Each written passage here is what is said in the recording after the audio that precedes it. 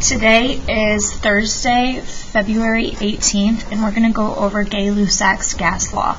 So his gas law is about the relationship between pressure and temperature.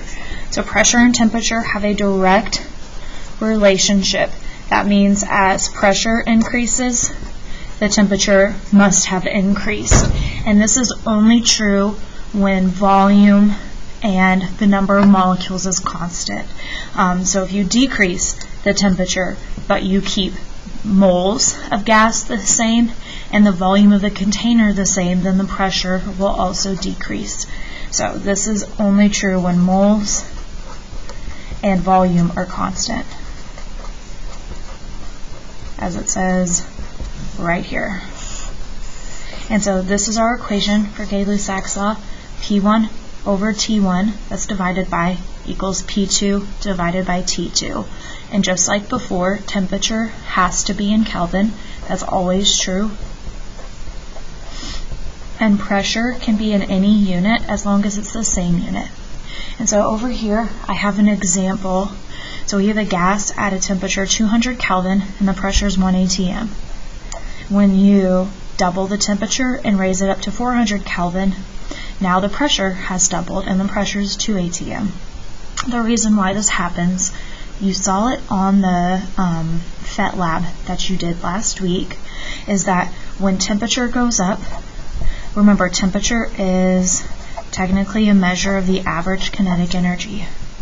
So if they're moving faster, now that the temperature is higher, they have more kinetic energy, they're moving faster, so they would be colliding with the walls of the container a lot more frequently, which means that the pressure would go up, because pressure is a measure of gas molecules hitting the walls of the container. So this is Gay-Lussac's law. Pressure and temperature have a direct relationship. We're going to do a few examples. These are not in your practice packet, these are separate. So determine the new pressure when a constant volume of gas, so volume is constant, at 1 atm is heated from 18 Celsius to 42 degrees Celsius. So my initial pressure, my P1, is 1.10 atm. My T1 is 18 degrees Celsius. My T2 is 42 degrees Celsius. I know, and I want to find the new pressure, so I'm looking for P2. Listing your variables, you know it's a Gay-Lussac's law. Well, and I told you that. P1 over T1 equals P2 over T2. Now, temperature we have to change to Kelvin. So you have to add 273 to each number.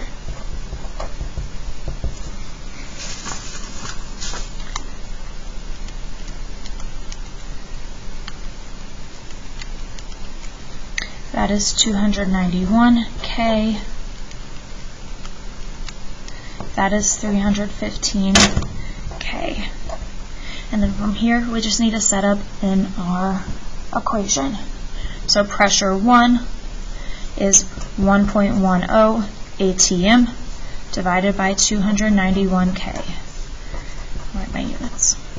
Equals, I don't know pressure 2, divided by T2. 315 Kelvin. Now, I think you were all taught how to cross multiply, which means you're going to multiply these two. So now you have 291 times P2 equals, and then you cross multiply these two, and you multiply those together. 1.10 times 315, which is 346.5. And then to solve for P2, these are being multiplied right here, so you're going to have to divide each side. And we want to get P2 by itself, so I'll divide each side by 291.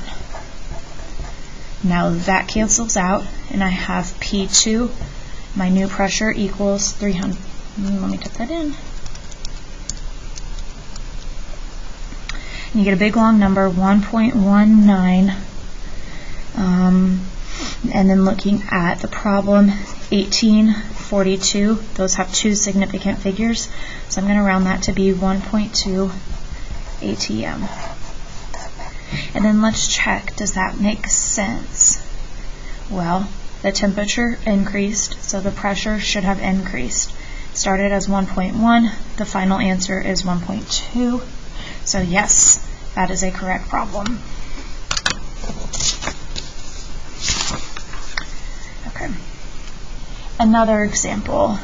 Determine the new temperature when a constant volume of gas at 780 millimeters of mercury and 30 degrees Celsius has a new pressure of 501 millimeters of mercury. Now remember, it doesn't matter that the pressure unit is in millimeters of mercury as long as they're in the same unit, which they are. Okay, and so let's list our variables. I have an initial pressure. My P1 is 780 mmHg. My T1 is 780 at 30 degrees Celsius. So that's my T1.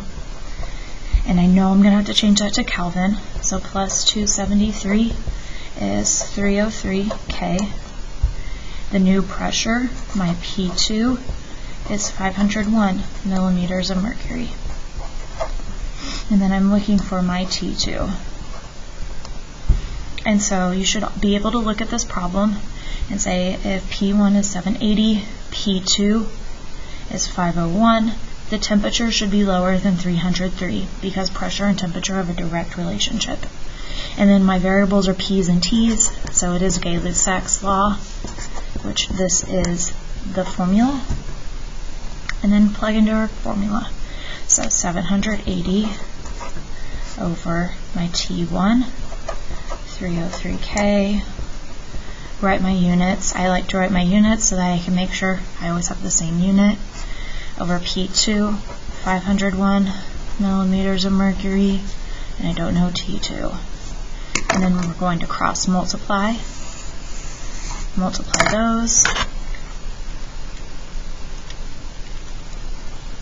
and I get 151,803. Don't ever round this number. And then I cross multiply those, 780 times T2. Now I'm trying to solve for T2 and get T2 isolated. And so I will divide each side by 780. That way this cancels out, and now I've got T2 alone, which is what I want. And so 151,803 divided by 780 is, my T2 equals 194.6 K. And then significant figures, let's pretend there's a decimal right there, and that makes it have, if it was a test, I would really write a decimal there. It would make it have two significant figures, and so that would be 190 Kelvin. And then check. Pressure went from 780 to 501, so pressure decreased. Temperature should have decreased, and it did. 303 to 190, so that makes sense. And this is Gay-Lussac's law. So today, you're going to complete your Boyle's and Charles' law practice problems and check them, and then you're going to complete the Gay-Lussac's law problems and get those checked as well.